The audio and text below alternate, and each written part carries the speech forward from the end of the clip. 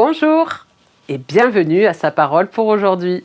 Le thème du jour, la parabole du corps. Le corps ne se compose pas d'une seule partie, mais de plusieurs. 1 Corinthiens chapitre 12 verset 14. Paul utilise le corps humain pour en faire une parabole parlant de l'Église. Non seulement de l'Église locale, mais de l'Église universelle. Non seulement de l'Église de Corinthe du 1er siècle, mais des églises du 21e siècle. Il faut donc relire cette parabole avec lucidité et humilité. Le pied explique qu'il ne peut pas regretter de ne pas être une main, ni l'œil se plaindre de ne pas être une oreille. Ces propos qui peuvent sembler simplistes sont pourtant sages. Il y a tant de personnes dans l'Église qui voudraient être autres.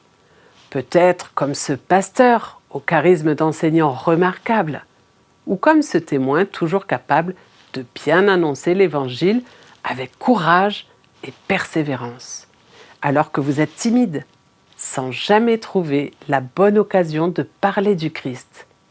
L'apôtre insiste, le pied a sa place dans le corps, et l'œil aussi. Il poursuit avec les mêmes images, mais pour évoquer un autre danger. L'œil qui se vante de sa position en dénigrant la main dont il n'a pas besoin pour voir. Il serait grave que vous pensiez être indispensable dans l'Église, jusqu'à minimiser, voire nier le rôle des autres dans d'autres fonctions.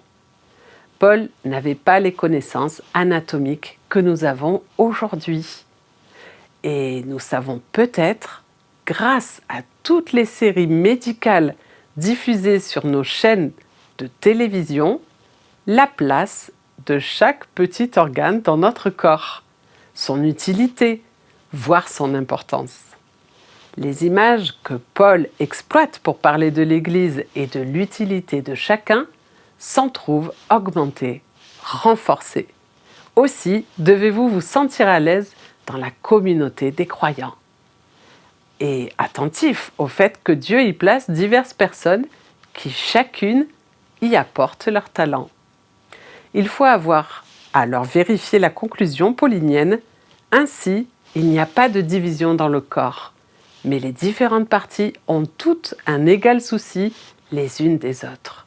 Si tel n'est pas le cas, il est urgent de revoir les priorités de chacun et de se demander quel est votre souci premier.